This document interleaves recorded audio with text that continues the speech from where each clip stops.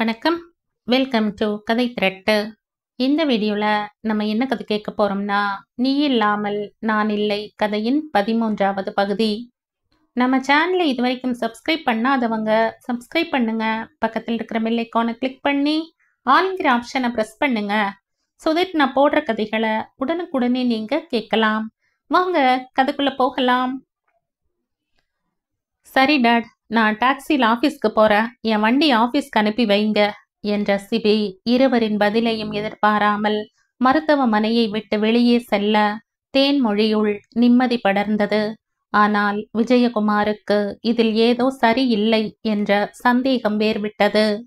ஆனால் அடுத்த நாளே விஜயகுமாரை தனியாக மருத்துவமனைக்கு வர சொன்ன டாக்டர் சிபிக்கு இதயம் பலவீனமாக இருக்கிற விஷயத்தை போட்டு உடைக்க அப்படியே நொறுங்கி போனார்.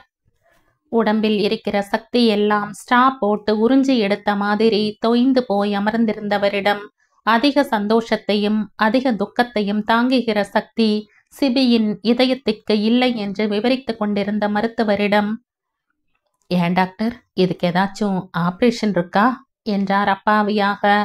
என்னதான் படித்திருந்தாலும் பாசம் என்று வரும்பொழுது மற்ற தகுதிகள் வெள்ளத்தில் அடிபட்டு செல்லும், சக்திகள் அடித்து சென்றுவிடும் என்பது அவருக்கு புரிந்தது.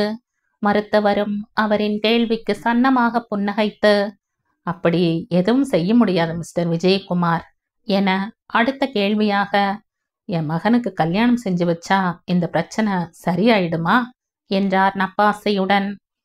உங்க மகன் உங்க கூட சந்தோஷமா இருக்கணும்னா நீங்க செய்யக்கூடாத ஒன்று இருக்குன்னா அது கல்யாணம்தான். அவரால் தாம்பத்தியத்தில் ஈடுபட முடியாது. அதுவே அவரோட உயிருக்கு ஆபத்தை விளைவிக்கலாம், பார்த்துக்கங்க என்று கூறிவிட அடுத்து என்ன செய்வதென்று தெரியாமல் தளர்ந்து போனார் பெரியவர். டாக்ஸியில் பயணித்து கொண்டிருந்தவன், ஃபூல், ஒரே தடவை பார்த்த பெண், அதுவும் அவளிடம் பேசக்கூட இல்லை. அவள் கிடைக்கவில்லை என்றால் பெற்றவர்களின் மனது நோக நடப்பதா? எதையும் சவாலாக ஏற்றுக்கொள்ளும் பிஸ்னஸ் மேனா நீ? You are really fool. Shailu உனக்குன்னு இருந்தால் கண்டிப்பா கிடைப்பாள். அப்படி கிடைக்கவில்லை என்றால் இப்படியா மயக்கமாகி பெத்தவங்களை பயமுறுத்துவ? ஈடியட் என்று தன்னையே திட்டிக் கொண்டாலும் இன்னொரு மனது இதுவரை காதல் என்றால் என்னவென்றே தெரியாமல் இருந்த எனக்குள் காதலை விதைத்தவளே, உனக்கு தெரியுமா, உன்னால் என் மனதில் போராட்டம் நடக்கிறது என்று? நீ விதைத்த காதல் அது முளை விடும் முன்னே கருகியதே, அது தெரியுமா? என் முதல் காதல் தோல்வியில் முடிந்து விட்டதே, அது தெரியுமா? அட்லீஸ்ட் இப்படி ஒருத்தன் மனதிற்குள் உன்னை நினைத்து புலம்புகிறானே, அதாவது உனக்கு தெரியுமா என்று புலம்பியவனுக்கு இன்னொன்றும் புரிந்தது. வருடக்கணக்காக பேசி பழகி கல்யாணம் செய்து கொள்கிறவர்களே ஒருவரை ஒருவர் புரிந்து கொள்ள முடியாமல் விவாகரத்து செய்து கொள்ளும்போது அவளிடம் பேசாமலேயே, அவள் மனது என்னவென்று தெரியாமலேயே எப்படி இந்த அளவுக்கு நம்பிக்கை வைத்தேன்? ஏன் நான் இப்படி யோசிக்கவில்லை? அவளுக்கு இப்படி ஒரு ப்ரபோசல் இருக்கும்னு நினைப்பு ஏன் வரவில்லை என்று யோசிக்க யோசிக்க தன்னையும் மீறி ஒரு நெடிய பெருமூச்சு எழுந்தது. Okay, all in the game.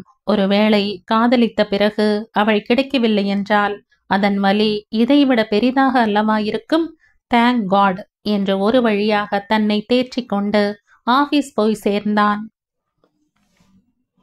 Suja Nivas. அடுத்த நாள் காலையில் 2 ஜோடியும் தேனிலவுக்கு கிளம்பியதும் ஷைலோ ரூமில் படித்து கொண்டிருப்பதை கவனித்துவிட்டு இதுதான் சரியான சமயம் என்று குடும்ப உறுப்பினர்கள் அனைவரையும் ஹாலில் அமர வைத்து பேச்சை தொடங்கினான் சுரேஷ். அவன் பேச ஆரம்பித்ததும் சத்தம் கேட்டு வெளியே வந்தவளுக்கு நெஞ்சு படபடக்க ஆரம்பித்தது. என்ன நடக்கப் போகிறதோ என்ற அச்சத்தில் அவளின் இதயம் பந்தய குதிரை வேகத்தில் துடிக்க, அவளின் இதய துடிப்பின் சத்தத்தில் சுரேஷ் பேசுவது கேட்காதோ என்ற பயத்தில் கதவின் அருகில் நின்று உன்னிப்பாக கவனிக்க ஆரம்பித்தாள்.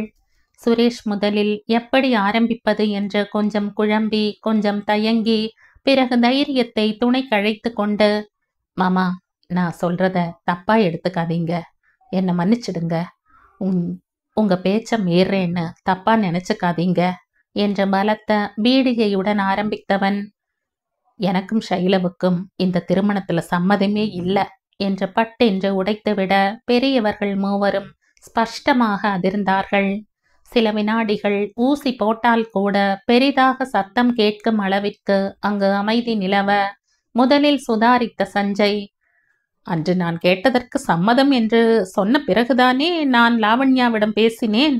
இன்று இப்படி சொன்னால் என்ன அர்த்தம்? யோசித்துத்தான் பேசுகிறாயா சுரேஷ் என்று பொறிந்தார். மாமா, ப்ளீஸ் கோபப்படாதீர்கள். நான் என்ன சொல்ல வருகிறேன்னு கேளுங்கள் என்று வேண்ட. என்ன சொல்லப் போகிறாய் என்பது இருக்கட்டும். ஏன் சுரேஷ் வேண்டாம் என்கிறாய்? ஷைலு ஏதாவது சொன்னாளா? இல்லை நல்லி சது பேச்சை கேட்டு வேண்டாம் என்கிறாயா என்ற கோபத்துடன் கேட்க அவன் சன்னமாக சிரித்தான்.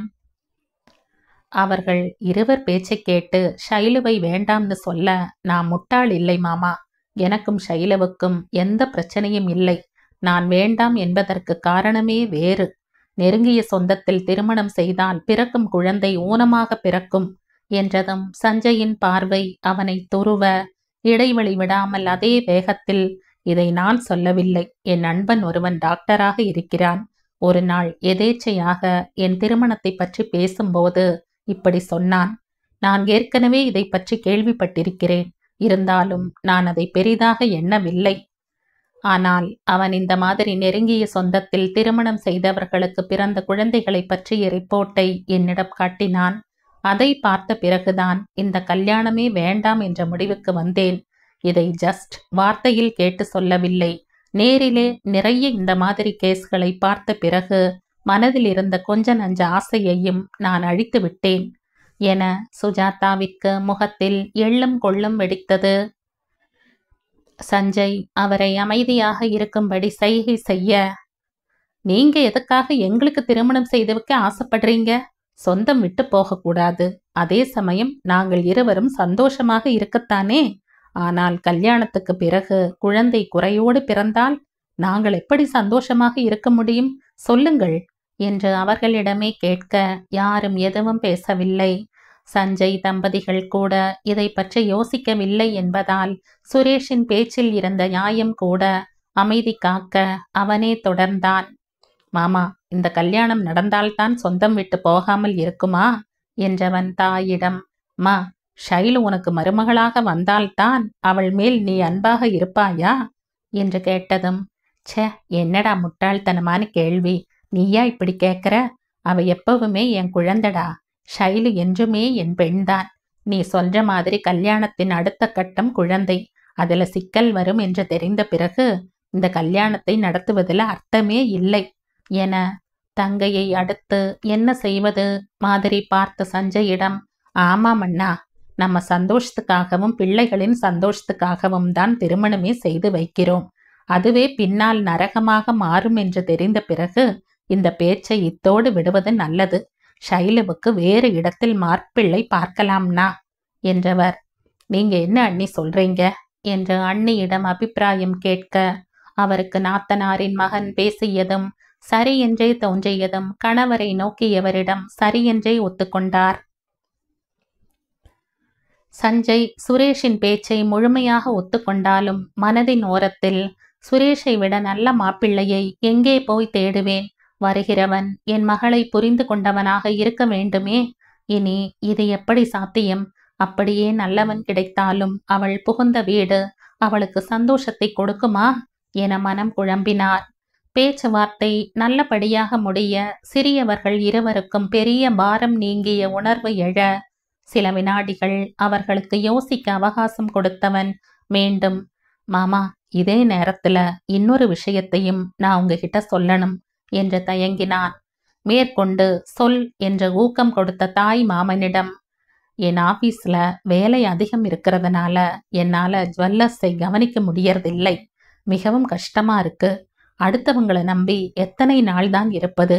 அதனால நான் ஒரு முடிவுக்கு வந்திருக்கேன் என்றவன் மீண்டும் தயங்க, பெரியவர்கள் மூவருமே கூர்மையாக சுரேஷை நோக்க அவர்களின் பார்வையை சந்திக்காமல், என் நண்பனின் தங்கை ஃபேஷன் டிசைனிங் படித்திருக்கிறாள். அவளிடம் கடையின் பொறுப்பை ஒப்படைக்கலாம்னு இருக்கிறேன். நல்ல குடும்பத்து பெண், அமெரிக்காவில் படித்தவள், திறமையாக நிர்வாகம் செய்வாள் என்று சிறிது இடைவெளி விட்டு, நீங்க என்ன சொல்றீங்க மாமா என்றான் அவரிடமே அபிப்பிராயம் கேட்பது போல. சஞ்சய் யோசித்துவிட்டு, உனக்கு தெரியாததா? உனக்கு எது சரின்னு தோணுதோ அதை செய். நாங்க உன் விருப்பத்துக்கு குறுக்க நிக்க மாட்டோம். தாராளமா அந்த பெண்ணின் கையில பொறுப்பை ஒப்படைச்சுடு என்று கூறி புன்னகைக்க சுரேஷுக்கு நிம்மதியாக இருந்தது. அப்பாடா, 2 பிரச்சனைகள் முடிந்தது. திவ்யா மேட்டரை இன்னும் கொஞ்ச நாள் கழித்துத்தான் ஆரம்பிக்கணும், இல்லையென்றால் மாமாவுக்கு கோபம் வந்துவிடும் என்று தன் யோசனையில் மூழ்கிக் கொண்டிருந்தவனின் முகத்தை கூர்ந்து கவனித்த சஞ்சய் உதட்டுக்குள் சிரித்து கொண்டார். அப்புறம் எப்ப நீயும் திவ்யாவும் திருமணம் செய்ய முடிவெடுத்திருக்கீங்க என்று கூலாக கேட்க சுரேஷுக்கு இதயமே எகிரி குதித்துவிடும் போல் துடித்து தூக்கி வாரி போட அங்கிருந்த எல்லோருக்குமே அதிர்ச்சி. ஷைலவுக்கு இவருக்கு எப்படி இந்த விஷயம் தெரிந்தது என்று படபடப்பாக இருக்க, சுரேஷுக்கோ ஐயோ, இவருக்கு எப்படி தெரிஞ்சது? யார் சொல்லியிருப்பாங்க? இவர் இதை நிஜமா சொல்றாரா இல்ல நக்கலா சொல்றாரா? அப்படியே ஒத்துக்கிட்டாலும் இதுக்காகத்தான் ஷைலவ வேண்டாம்னு நான் சொன்னதான் நினைச்சுக்குவாரோ என்று மண்டையை குடைந்தது. பயத்தில் உலர்ந்து போன தொண்டையை தண்ணீரை குடித்து நினைத்து கொண்டு, மாமா நீங்க என்ன சொல்றீங்க என்று மெதுவாக கேட்க சஞ்சய் சிரித்து கொண்டே, பயப்படாத சுரேஷ், உன் மனசுல இப்ப என்ன ஓடுதுன்னு எனக்கு தெரியும். எனக்கு உன்னை பத்தி நல்லா தெரியும். நீ பெண்கள் கிட்ட அவ்வளவு சீக்கிரம் பழக மாட்ட. அப்படிப்பட்டவன் இன்னைக்கு ஒரு பெண்ணை நம்பி கடையை ஒப்படைக்கிறேன்னு சொல்லும்போது இவ்வளவு அனுபவம் உள்ளவன் அதை புரிஞ்சு கொள்ள மாட்டேனா என்று கேலியாக கேட்க சுரேஷுக்கு பயம் நீங்கி நன்றியோடு மாமனை நோக்கினான். யார் சுரேஷ் உன் மனதை கவர்ந்தவள் என்று ஆர்வமாக விசாரித்த தாய்க்கு வெட்கத்தோடு அவளை பற்றிய விவரத்தை கூற, சரிப்பா, அந்த பெண்ணுக்கும் உன்னை கல்யாணம் செய்ய சம்மதம் தானே என்று சந்தேகமாக விசாரித்தார் சுஜாதா. ஆமாம் அத்தை, அவ எனக்காக 5 வருஷமா காத்துக்கிட்டு இருக்கா. நான் தான் அவளை புரிஞ்சுக்காம இத்தனை வருஷமா இருந்துட்டேன். போன மாசம்தான் என் நண்பன் கார்த்திக்கு சந்திச்சேன். அவன் சொன்ன பிறகுதான் எனக்கு விஷயமே தெரியும் என்றவன், இதுக்குத்தான் நான் ஷைலவ வேண்டாம்னு சொல்றேன்னு நினைச்சுக்காதீங்க.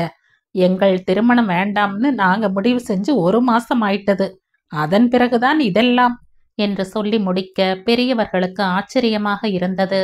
சிறியவர்கள் எவ்வளவு தீர்க்கமாக தெளிவாக வாழ்க்கையை பற்றி முடிவு எடுக்கிறார்கள் என்று. சிபியின் வீடு.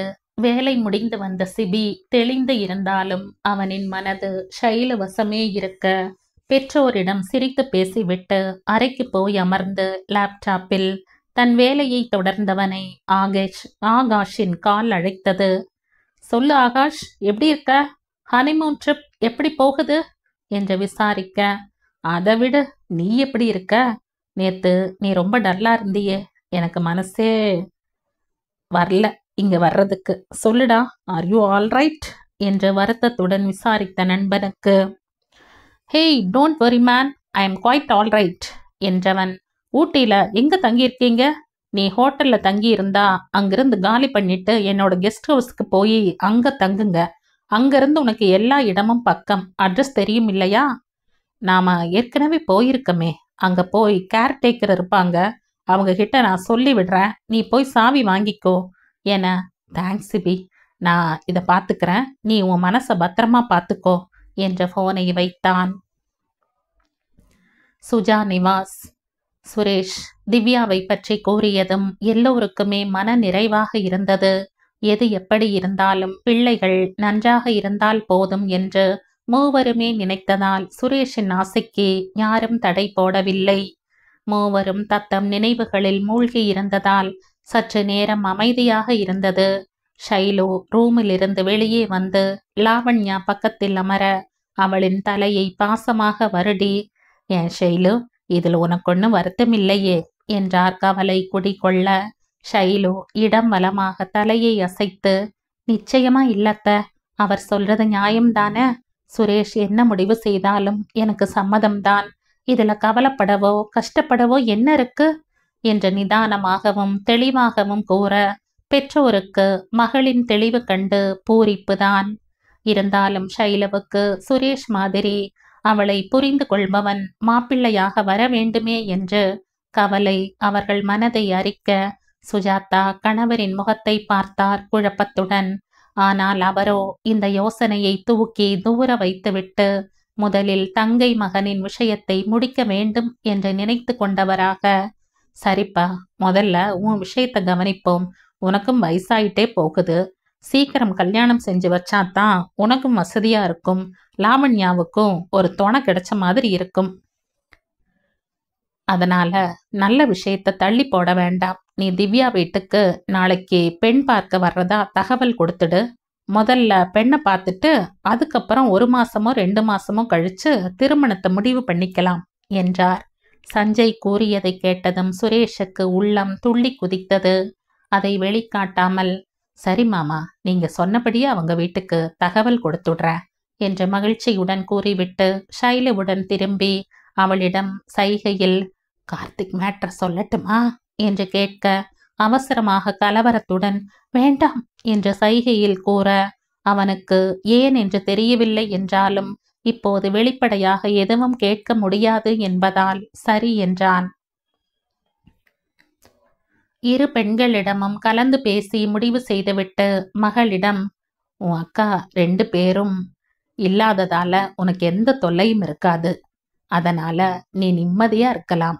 அதுக்கப்புறம் எல்லாத்தையும் பார்த்துக்கலாம் என்று அவள் கன்னத்தை தட்டிவிட்டு எழுந்து செல்ல, பின்னாலேயே சுஜாவும் லாவண்யாவும் போக, அதற்காக காத்திருந்தவன் போல சுரேஷ் ஷைலுவை நெருங்கினான். ஏன் ஷைலு, இப்ப சொல்ல வேண்டாம்னு சொன்னியே, இப்பவே சொல்லியிருந்தா உன் பிரச்சனையும் தீர்ந்திருக்குமே. கார்த்திக்கும் பாவம், அவன் ஏற்கனவே உன்னை நினைச்சு ஐஸ்கிரீமா உருகிட்டு இருக்கான். நீ இப்படி லேட் பண்ணிட்டே போனா அவன் தவிக்க மாட்டானா? அவன் பக்கத்துல எந்த ப்ராப்ளமும் கிடையாது. நீ பேச சொன்னா நான் பேசுறேன். எதுவும் உன் சம்மதத்தோட தான் செய்யணும். கார்த்திக் சொல்லி இருக்கிறதுனால தான் நான் கேட்டுக்கிட்டு இருக்கேன். சொல்லு ஷைலு என்றான் அழுத்தமாக. சுரேஷின் நல்ல மனது புரிந்தாலும் மனதிற்குள் ஏதோ முரண்டியது. என்ன தப்பா நினைச்சுக்காதீங்க. இப்பதான் உங்க காதலை பத்தி சொல்லியிருக்கீங்க. அது முதல்ல நல்லபடியா முடியட்டும். இந்த சமயத்துல என் காதலை பத்தி சொன்னா எது எப்படி மாறும்னு தீர்மானமா சொல்ல முடியாது. அப்புறம் உங்களுக்காக காத்திருந்த திவ்யாவோட நிலைமை என்னால மோசமாயிடும். ப்ளீஸ், உங்க திருமணம் முடியட்டும். அதுக்கப்புறம் எங்களை பத்தி சொல்லலாம். நிச்சயம். கார்த்திக் எனக்காக எத்தனை வருஷம் வேணும்னாலும் காத்திருப்பார். உங்களுக்கு தெரியாதா அவரை பத்தி என சுரேஷ் மறை மனதாக, ஏதோ காரணம் சொல்ற. உங்க கல்யாணம் முதல்ல நடந்தா நான் சந்தோஷப்படுவேன். ஆனா இப்படி சொல்ற, இதுக்கு மேல நான் என்ன சொல்றது? உன் இஷ்டம் என்றான் பெருமூச்சுடன். கவலைப்படாதீங்க சுரேஷ், நானும் என் சகோதரிகள் இல்லாத வீட்டுல கொஞ்சம் சுதந்திரமா இருக்கனே. அது மட்டும் இல்ல, கார்த்திக் என்னோட ஆசைக்கு தடை ஏதும் சொல்ல மாட்டார். அதனால நீங்கள் இந்த சந்தோஷமான விஷயத்தை முதல்ல திவ்யா கிட்ட சொல்லுங்க என்றவள், திவ்யாவிடம் கடலை போடுங்க போங்க சுரேஷ் என்ற கையை நீட்டி கேலியாக கூற, அவள் தலையில் செல்லமாக தட்டி, உன்னை வந்து கவனிச்சுக்கிற என்று சிரித்து கொண்டே அவ்விடத்தை விட்டு அகன்றான். சுரேஷ் தன் அறைக்கு சென்று திவ்யாவுக்கு போன் செய்து விஷயத்தை கூறியதும் திவ்யாவுக்கு சொல்ல முடியாத ஆனந்தம். சிறிது நேரம் சுரேஷ் சஞ்சயிடம் சமாளித்த விதத்தை பற்றி பேசி சிரித்துவிட்டு போனை வைத்ததும் கார்த்திக்கிடமிருந்து கால் வந்தது. Really happy man. எனிஹாவ், உங்க 2 பேர் ப்ராப்ளமும் சால்வ்டு. சரி, நாளைக்கு எத்தனை மணிக்கு வரீங்க என்றான் சந்தேகம் பொங்க. டே கொஞ்சம் மூச்சு விட்டுட்டு பேசுடா என்று கிண்டல் அடித்து விட்டு, நானே உனக்கு ஃபோன் பண்ணணும்னு நினைச்சேன். அதுக்குள்ள ஷைலு சொல்லிட்டாளா? நாளைக்கு சாயந்தரம் 4 மணிக்கு வர்றோம். ஆன்டி கிட்டையும் அங்கிள் கிட்டையும் சொல்லிடு. அப்புறம் உங்க விஷயத்தை பத்தி ஷைலு சொன்னாளா என்றான் சற்று வருத்தத்துடன். அவ சொல்றதும் சரிதான். முதல்ல உங்க கல்யாணம் நல்லபடியா நடக்கட்டும். அதுக்கப்புறம் பார்த்துக்கலாம். அது வரைக்கும் கொஞ்சம் ஜாலியா லவ் பண்ணிக்கிறோமே என்று சொல்லிவிட்டு சிரிக்க, அவனுடன் இணைந்து சிரித்து விட்டு, உங்க 2 பேரோட விருப்பம் அதுதான்னா நான் என்ன சொல்ல முடியும்? ஓகே, என்ஜாய் என்ற போனை வைத்தான். சிபியின் வீட்டில் சிபி மாடியில் ஏதோ வேலையாக இருக்க, கீழே ஹாலில் அமர்ந்திருந்த தேன்மொழி தன் கணவரிடம், ஆகாஷ் கல்யாணத்துக்கு போயிட்டு வந்ததுல இருந்து பையன் சரியில்லைங்க. இவன் சம்மதத்தை கேட்டு நாம காத்திருந்தா சரி வராது. அதனால உடனடியா பொண்ணு பார்க்க ஏற்பாடு பண்ணுங்க. எப்படியாவது கல்யாணத்துக்கு ஓகே சொல்ல வச்சுடலாம். நமக்கு அப்புறம் அவனுக்கு யாரும் இல்ல. இப்படியே விட்டா தனி ஆளா நின்னுடுவான். இதுக்கு தானா பெத்து வளர்த்து சொத்து சேர்த்து வச்சோம் என்று அங்கலாய்த்தார். தேனோ, உன் கஷ்டம் புரியுது. ஆனா எனக்கு என்னவோ நீ செய்யற விஷயம் நல்லதாவே படல. ஒரு பொண்ணோட வாழ்க்கையில விளையாடுறியோன்னு தோணுது என தேன்மொழி கணவரை வினோத ஜந்து மாதிரி நோக்கினார். என்னங்க ஆச்சு? நேத்து வரைக்கும் மகனுக்கு கல்யாணம் ஆகலைன்னு புலம்பிட்டு இருந்தீங்க. ஆனா காலையில இருந்து வேற மாதிரி பேசுறீங்க. உங்க பிரச்சனை தான் என்ன? எதுக்காக சிபிக்கு கல்யாணம் வேண்டாம்னு சொல்றீங்க? ஒரு பெண்ணோட வாழ்க்கையில விளையாடுறேன்னு வேற சொல்றீங்க என்ற கோபத்தோடு எகிரிய மனைவியை பரிதாபமாக நோக்கினார். ஏன் தேனு, ஒண்ணுமே தெரியாத மாதிரி பேசுற? நம்ம பையனுக்கு இதயம் பலவீனமா இருக்குன்னு டாக்டர் சொன்னதை மறந்துட்டியா? அவனால அதிக சந்தோஷத்தையோ துக்கத்தையோ தாங்க முடியாது. அதிக உணர்ச்சி வசப்படவும் கூடாது. அது மட்டுமா, அவன் தாம்பத்திய உறவுல ஈடுபடக்கூடாதுன்னு சொன்னாரே, அதையெல்லாம் மறந்துட்டியா? இப்ப நீ சொன்ன மாதிரி இவனுக்கு இருக்கிற குறையெல்லாம் மறைச்சு ஒரு பெண்ணை திருமணம் செஞ்சு வச்சா அந்த பெண்ணோட நிலைமைய யோசிச்சு பாத்தியா? இது எவ்வளவு பெரிய பாவம் தெரியுமா என்றார் கோபத்துடன். அதுக்காக நம்ம பையன் இப்படியே தனிமரமா நிக்கிறத பார்த்துட்டு இருக்கலாம்ங்கிறீங்களா? பெத்த வயிறு எரியுதுங்க. ஆசாசியா ஒரே பிள்ளையை பெத்து இப்படி தனியாளா நிக்கிறத பார்க்கவா நாம இத்தனை கஷ்டப்பட்டோம்? ஏதோ வேலை வேலைன்னு பிள்ளை அலைஞ்சுக்கிட்டு இருக்கிறதுனால அவனுக்கு மயக்கம் வந்துச்சு. அதுக்காக அவனை ஹாஸ்பிட்டல்ல அட்மிட் செஞ்சு டெஸ்டையும் எடுத்தா இப்படித்தான் கிணறு தோண்ட பூதம் வர்றது போல புரியாத நோயெல்லாம் இருக்குன்னு சொல்லுவாங்க. இந்த மயக்கத்துக்கு முன்ன நல்ல ஆரோக்கியமா தானே இருந்தா என்று வாதிட்டார் தீவிரமாக. உன் ஆதங்கம் புரியுது தேனு. ஆனா டாக்டர் சொல்றத நாம் அவ்வளவு லேஸ்ல எடுத்துக்க முடியாது. உனக்கு இந்த டாக்டர் மேல சந்தேகம் இருந்தா சொல்லு. நானே வேற ஒரு நல்ல டாக்டர் கிட்ட இவனோட ரிப்போர்ட்ஸ் எல்லாம் காட்டி செகண்ட் ஒப்பீனியன் கேட்டுட்டு வர்றேன். அது வரைக்கும் நீ இதை பத்தி சிபி கிட்ட சொல்லாத என்று எச்சரித்து விட்டு எழுந்தவரை இழுத்து அமர்த்தினார். இங்க பாருங்க, உங்க நியாயத்தை நான் கேட்டுட்டு இருக்க போறதில்ல.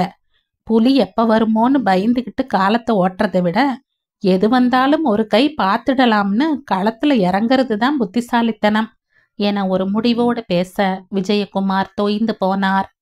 என்னமோமா நீ இப்படி பேசுற, எனக்கு மனசே சரியில்லை. அவனானா யாருக்கு வந்த விருந்தோன்னு இருக்கிறான். கடவுள் யாருக்குத்தான் உதவி செய்வாரு என்று அழுத்து கொண்டே எழுந்து சென்றார்.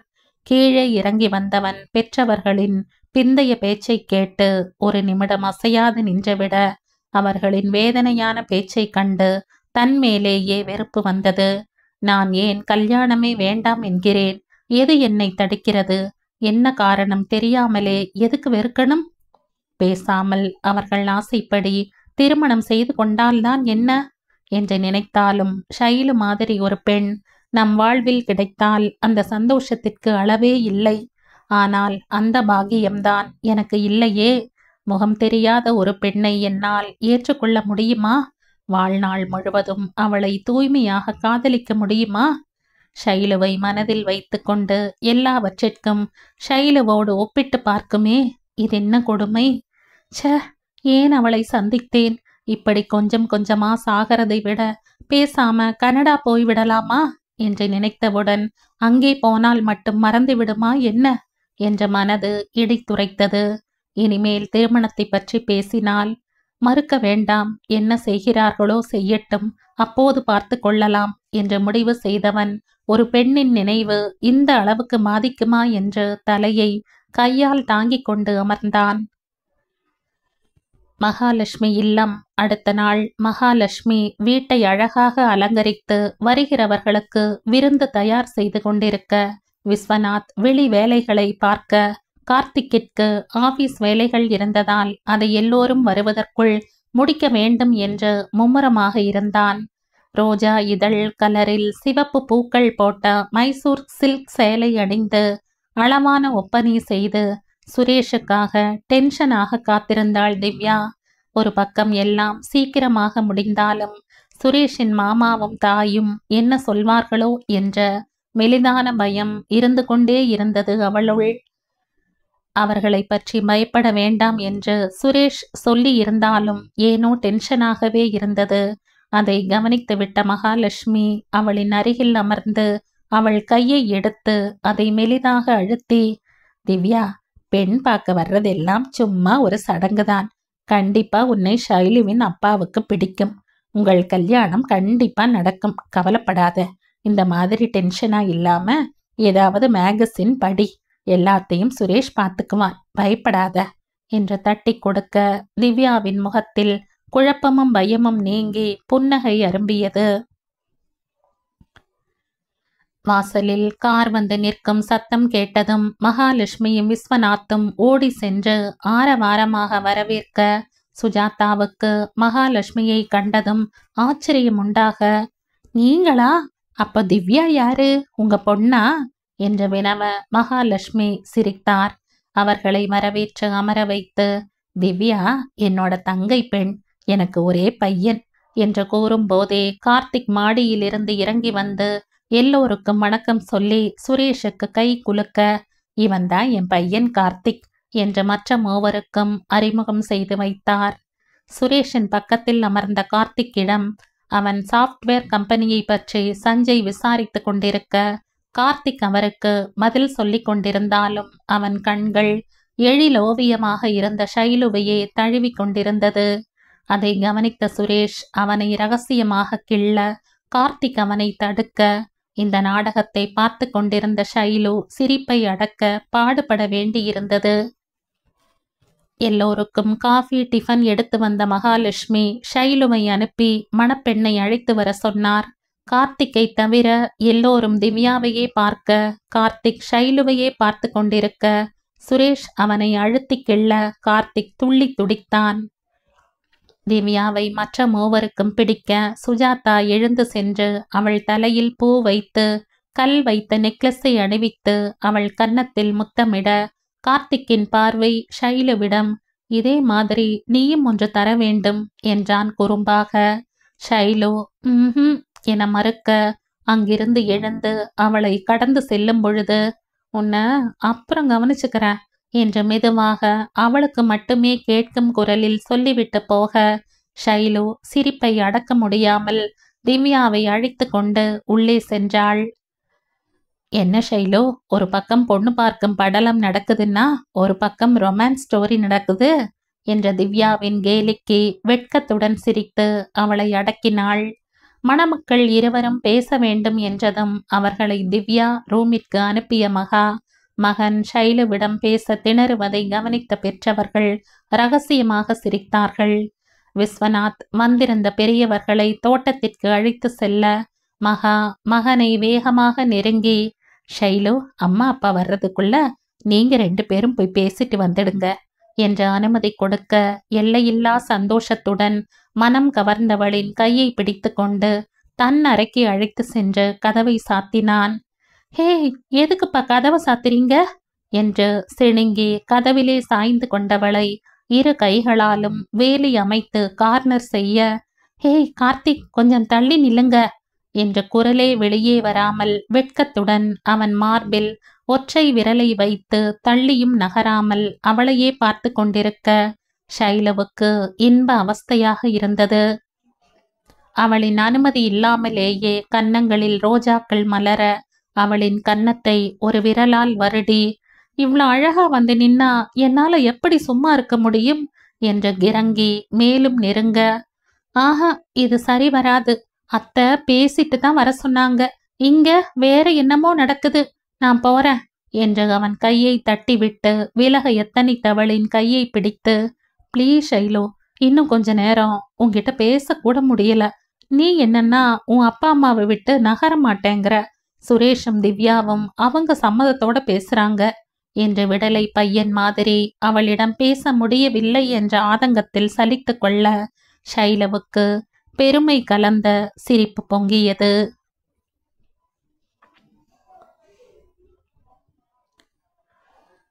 இந்த கதையின் தொடர்ச்சியை அடுத்த பதிவில் கேட்கலாம். நன்றி.